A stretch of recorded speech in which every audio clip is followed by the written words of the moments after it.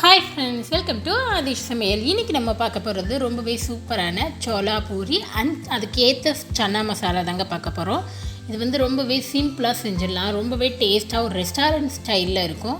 ரொம்பவே டிஃப்ரெண்ட்டான ஒரு ராஜஸ்தானி ஸ்டைலில் நம்ம சன்னா மசாலா செய்ய போகிறோம். அதுக்கு காம்பினேஷனாக சோலா பூரியும் செய்ய போகிறோம்.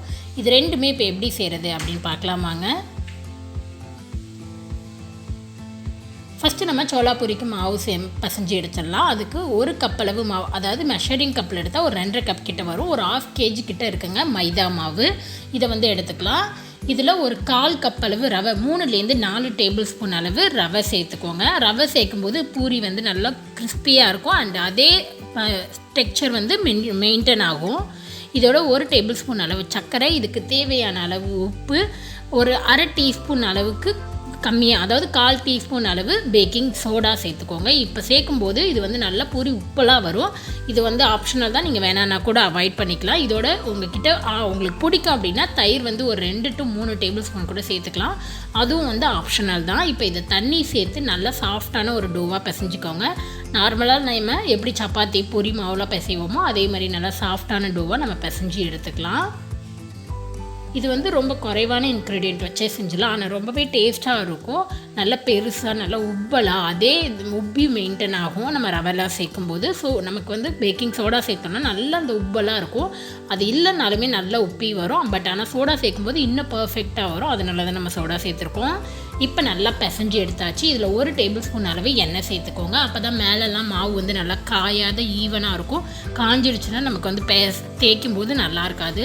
ஸோ ஆயில் சேர்த்து விட்டு நல்லா அதை மறுபடியும் ஒரு டைம் பிசைஞ்சிக்கோங்க. நல்லா அழுத்தி பிசைஞ்சிட்டு இதை அப்படியே நம்ம ரெஸ்ட் எடுக்க விட போகிறோம். இப்போ இதை நல்லா பிசைஞ்சு எடுத்துக்கலாம்.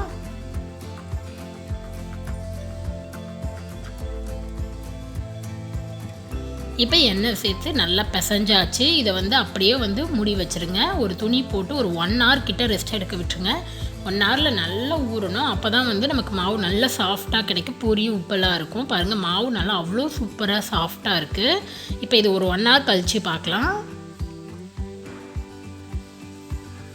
இப்போ இங்கே ஒரு 1 hour கிட்ட ஆகிடுச்சு. மாவு பாருங்கள் நல்லா சாஃப்டாக ஊறி வந்துருச்சு முன்னாடி இருந்ததை விட. இப்போ இதை மறுபடியும் நம்ம கொஞ்சம் நேரத்துக்கு நல்லா பிசைஞ்சிக்கலாம். 1 நிமிஷத்துக்கிட்ட நல்லா பிசைஞ்சிக்கோங்க. நம்ம எவ்வளோக்கு எவ்வளோ பிசைகிறோமோ அந்த அளவுக்கு நமக்கு மாவு நல்லா சாஃப்டாக கிடைக்கும். இப்போ பிசைஞ்சாச்சு. இதை ஒரு மீடியம் சைஸ் உருண்டையாக நான் பிச்சு எடுத்துக்கிறேன். இதை இப்போ நம்ம தேய்க்க ஆரம்பிச்சிடலாம். நீங்கள் என்ன சைஸ் வேணாலும் தேய்ச்சிக்கலாம். மீடியம் சைஸ், பெருசு, எப்படி வேணாலும் தேய்ச்சி எடுத்துக்கலாம். இப்போ இதில் மைதா மாவில் டிப் பண்ணிக்கலாம். நீங்கள் ஆயில் அப்ளை பண்ணி கூட தேய்ச்சிக்கலாம். இது நல்லா மெலிசாக தேய்ச்சிக்கோங்க. இப்போ நம்ம நார்மலாக பூரிக்கு எப்படி தேய்ப்போமோ அந்த மாதிரி நல்லா மெலிசாக தேய்ச்சிக்கலாம். நார்மலாக கடையில் நம்ம சோலா பூரி வாங்கும்போது சைஸ் பெருசாக இருக்கும். ஒரு நல்ல பெரிய பூரியாக பிளேட் அகலத்துக்கு நமக்கு கொடுப்பாங்க. அந்த மாதிரியும் நம்ம செஞ்சுக்கலாம். இல்லை நமக்கு வீட்டில் சின்னதாக செஞ்சால் போதும் அப்படின்னா கூட அந்த மாதிரியும் செஞ்சுக்கலாம். பாருங்கள், இந்த திக்னஸ் இருந்தால் போதும். இப்போ இதை நம்ம ஃப்ரை பண்ணிடலாம். ஆயில் நல்லா சூடாக இருக்குது. சூடாக இருக்கிற ஆயிலில் நம்ம பூரியை போட்டு நல்லா ஃப்ரை பண்ணி எடுத்துக்கோங்க. நல்லா உப்பி வரும். உங்களுக்கு லைட்டாக அந்த மாதிரி லைட்டாக கரண்டியில் அழுத்தி இல்லைன்னா எண்ணெயை மொண்டு ஊற்றும் போது நல்லா உப்பி வரும். பாருங்கள், இது சின்ன சைஸ் பூரி. நான் அடுத்தது உங்களுக்கு பெரிய சைஸ் போட்டு காட்டுறேன். பாருங்கள், நல்லா அவ்வளோ சூப்பராக இருக்கும். அடி சைடு நல்லா நமக்கு செவந்ததும் மறுபடியும் பரட்டி போட்டு 2 சைடும் கோல்டன் ப்ரௌன் கலர் வர்ற வரையும் நம்ம ஃப்ரை பண்ணி எடுத்துக்கலாம். இப்போ பாருங்கள், பூரி 2 பக்கமும் நல்லா ஃப்ரை ஆகிடுச்சு. நல்லா கோல்டன் ப்ரௌன் கலர் வந்துடுச்சு. இப்போ இது ஆயிலேருந்து ஸ்ட்ரெயின் பண்ணிவிட்டு தனியாக வேறு ஒரு பிளேட்டில் வச்சிடலாம். பாருங்கள், அவ்வளோ குண்டாக நல்லா ஃப்ளஃபியாக இருக்குது நம்மளோட பூரி. இது அவ்வளோ சூப்பராக இருக்கும். நமக்கு கொஞ்சம் எவ்வளோ நேரம் இருந்தாலும் இது அப்படியே நமக்கு மெயின்டைன் ஆகும். அந்த குண்டாக இருக்குது. நம்ம ரொம்ப வெயிட் ஒன்று மேலே ஒன்று போட்டுக்கிட்டே இருந்தால் தான் அது அமுங்கும் நமக்கு. இப்போ பெரிய சைஸ் பூரி நான் உங்களுக்கு போட்டு காட்டுறேன். பாருங்கள், அதே மாதிரி தான் நீங்கள் என்ன சைஸில் போட்டாலும் அதே மாதிரி தான் நமக்கு நல்லா உப்பி வரும். சின்னது தான் உப்பும், பெருசு உப்பாது அப்படின்லாம் எதுவுமே கிடையாது. நீங்கள் எந்த சைஸில் போட்டாலுமே நமக்கு சோலா பூரி இது நல்லா உப்பி வருது. பாருங்கள், இதுவுமே 2 சைடு நம்ம கோல்டன் ப்ரௌன் கலர் வந்ததும் ஆயிலேருந்து ஸ்ட்ரெயின் பண்ணி சர்வ் பண்ணிடலாம்.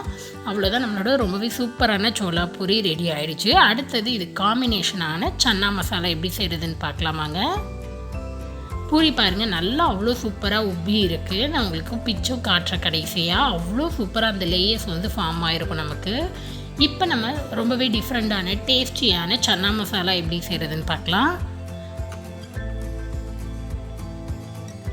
அதுக்கு ஒரு குக்கரில் நம்ம கொண்டக்கடலை வேக போட்டுடலாம். வெள்ளை கொண்டக்கடலை ஒரு 7-8 மணி நேரம் கிட்ட ஊற வச்சு எடுத்திருக்கேன். 1 கப் அளவு எடுத்திருக்கேன். ஒரு பெரிய கப்பில் 1 கப் எடுத்திருக்கேன். இதை வந்து குக்கரில் சேர்த்துக்கோங்க. இது மூழ்கிற அளவு தண்ணி சேர்த்துக்கோங்க. இது வேகிறதுக்கு எவ்வளோ தண்ணி தேவையோ அந்தளவு தண்ணி சேர்த்துக்கலாம். இப்போ ஒரு ஒயிட் காட்டன் கிளாத் எடுத்திருக்கேன். இதில் ஒரு 2 டேபிள் ஸ்பூன் அளவு, அதாவது 2 ஸ்பூன் அளவு டீ தூள் சேர்த்துக்கோங்க. இது வந்து எதுக்காகனா ஒரு கலர் கொடுக்கும் அண்ட் ஒரு ஃப்ளேவரும் இருக்கும் இந்த டீ தூளில். இந்த சன்னா மசாலாவுக்கு இது வந்து ரொம்பவே இம்பார்ட்டன்ட், டேஸ்ட் நல்லாயிருக்கும். ஒரு 2 ஏலக்காய், ஒரு 2 சின்ன துண்டு பட்டை, ஒரு 2 பிரிஞ்சி இலை, ஒரு 4-5 கிராம்பு சேர்த்துக்கோங்க. ஒரு தேவையான அளவு உப்பு சேர்த்துக்கோங்க. அந்த டீ தூளை வந்து நல்லா முனிச்சு போட்டு அதை உள்ளேயும் போட்டுட்டோம். நம்ம இப்போ குக்கரை மூடிட்டு இதை வந்து ஒரு 5 to 6 விசில் விட்டு நம்ம எடுத்துக்கலாம்.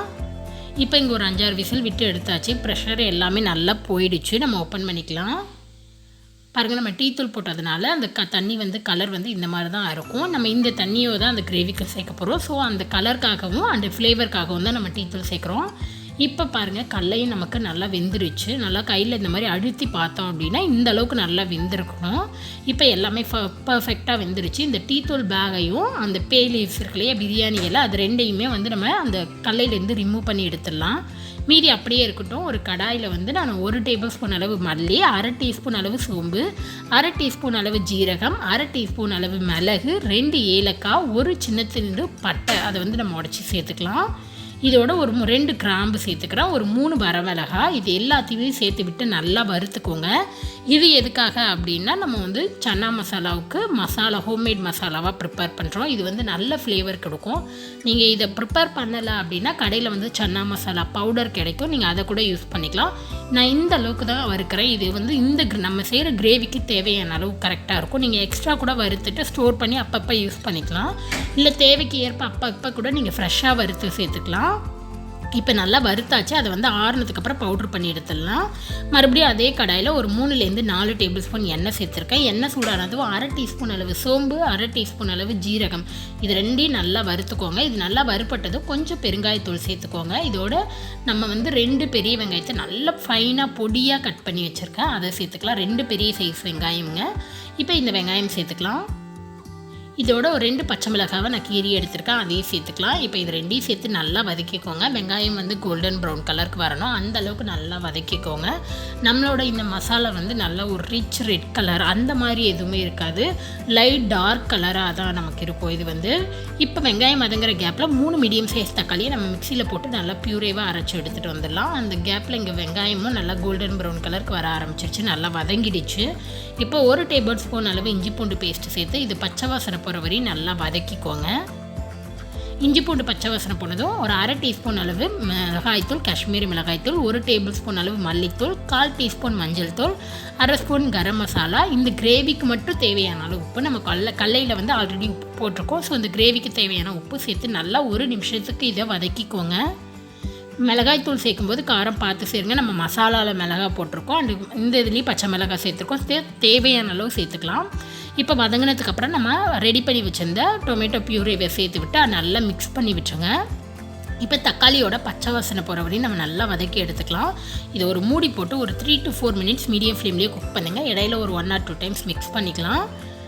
இப்போ பாருங்கள், ஒரு 3 to 4 மினிட்ஸ் நல்லா குக் பண்ணிவிட்டு நல்லா ஆயில் எல்லாம் செப்பரேட் ஆகி அவ்வளோ சூப்பராக கிரேவி பார்க்கவே ரொம்பவே சூப்பராக வந்திருக்கு. இந்த ஸ்டேஜில் நம்ம வந்து கடலை சேர்த்துக்கலாம். நம்ம வேக வச்சு எடுத்து வச்ச கடலையை வந்து நான் தண்ணியோடையே சேர்த்துக்கிறேன். தண்ணி வந்து எனக்கு ரொம்ப ஜாஸ்தி இல்லை, தேவையான அளவு தான் இருக்குன்றனால நான் மொத்த தண்ணியோடையே சேர்த்துக்கிறேன். உங்களுக்கு தண்ணி ஒரு வேளை ஜாஸ்தியாக இருந்தால் கொஞ்சம் தண்ணியை நீங்கள் எடுத்துகிட்டு தேவையான அளவு மட்டும் தண்ணி சேர்த்துக்கோங்க. இப்போ இதை நல்லா மிக்ஸ் பண்ணி விட்டுருங்க. இந்த ஸ்டேஜில் நீங்கள் வந்து உப்பு காரம் எல்லாமே நீங்கள் செக் பண்ணிக்கலாம். இப்போ இதை ஒரு மூடி போட்டு ஒரு 5 மினிட்ஸ் கிட்ட மீடியம் ஃப்ளேமில் கொதிக்க வைக்க போகிறோம். அந்த மசாலாலேயும் வந்து அந்த கடலை வந்து நல்லா குக் ஆகணும். 5 மினிட்ஸ் இப்போ நல்லா கொதிச்சிடுச்சு, கடலை வந்து வெந்துருச்சு. இந்த ஸ்டேஜில் நம்ம ஃப்ரெஷ்ஷாக அரைச்சி எடுத்து வச்சுருந்த சன்னா மசாலா பவுடர் இருக்கு இல்லையா, அது வந்து நான் ஒரு 2 ஸ்பூன் கிட்ட சேர்த்துக்கிறேன். இது வந்து நம்ம ஆல்ரெடி வறுத்த பவுடர் தான். ஸோ கடைசி ஸ்டேஜில் சேர்த்தா போதும், இல்லை பச்சை வாடை வரும் அப்படிலாம் எதுவுமே கிடையாது. ஆல்ரெடி நம்ம வறுத்த அரைச்ச பவுடர்ன்றதுனால கடைசி ஸ்டேஜில் சேர்த்தாலே போதும். இப்போ இதை சேர்த்து விட்டு நல்லா மிக்ஸ் பண்ணி விட்டுருங்க. கிரேவி திக் ஆகிறதுக்கு நம்ம கடலையை வந்து மேஷ் பண்ண போகிறோம். ஒரு மேஷர் வச்சு அப்படியே கடாயிலே லைட்டாக வந்து மேஷ் பண்ணி விடுங்க. எல்லா கடலையும் மேஷ் ஆகக்கூடாது, லைட்டாக ஒரு 5 to 10% கடலை மட்டும் மசிஞ்சால் போதும். அது வந்து நம்ம கிரேவிக்கு ஒரு நல்ல திக்னஸ் கொடுக்கும், நல்ல ஒரு க்ரீமியாக இருக்கும் நமக்கு கிரேவி சாப்பிடும்போது. இப்போ இதை நல்லா மிக்ஸ் பண்ணி விட்டுருங்க. பாருங்கள், நமக்கு இருந்ததை விட இப்போ கிரேவி வந்து நல்ல திக்னஸ் ஆகி வந்திருக்கு. உங்களுக்கு பார்த்தாலே டிஃப்ரென்ஸ் வந்து தெரியும். இப்போ நல்லா மிக்ஸ் பண்ணி விட்டுட்டாச்சு. இப்போ வந்து ஃபைனலாக நல்லா பொடியாக நறுக்குனா கொத்தமல்லி தழை தூவி விட்டுட்டு மூடி வச்சு ஒரு நிமிஷம் வந்து ஸ்லோ ஃப்ளேமில் குக் பண்ணுங்கள். ஆயில் பிரிஞ்சு வரும் லைட்டாக. இப்போ இங்கே ஒரு நிமிஷம் குக் பண்ணியாச்சு. ஆயில் எல்லாமே நல்லா பிரிஞ்சு வர ஆரம்பிச்சிருச்சு. அவ்வளோதான், நம்மளோட ரொம்பவே சூப்பரான அண்ட் டேஸ்டியான சன்னா மசாலா ரெடி ஆகிடுச்சு. இந்த கிரேவியை இப்போ நல்லா மிக்ஸ் பண்ணி விட்டுட்டு அடுப்பை ஆஃப் பண்ணிவிடுங்க. ரொம்பவே சூப்பரான இந்த சன்னா மசாலா அண்ட் காம்போவான சோலா பூரியும் நீங்கள் ட்ரை பண்ணி பாருங்கள். இந்த மழை காலத்துக்கு ரொம்பவே சூப்பராகவும் இருக்கும், நம்ம ரெஸ்டாரண்ட் ஸ்டைல்லையும் இருக்கும். கண்டிப்பாக ட்ரை பண்ணி பார்த்துட்டு எப்படி இருந்ததுன்னு மறக்காது சொல்லுங்கள். உங்களுக்கு இந்த வீடியோ பிடிச்சிருந்துச்சுன்னா மறக்காது நம்ம சேனலை சப்ஸ்கிரைப் பண்ணிக்கோங்க. கூடவே இருக்கிற பெல் பட்டனை ப்ரெஸ் பண்ணுங்கள். அப்போ தான் எப்போ வீடியோ போட்டாலும் நோட்டிஃபிகேஷன் வரும். நெக்ஸ்ட் ஒரு நல்ல ரெசிபியில் உங்களை பார்க்குறது வரைக்கும் பாய்.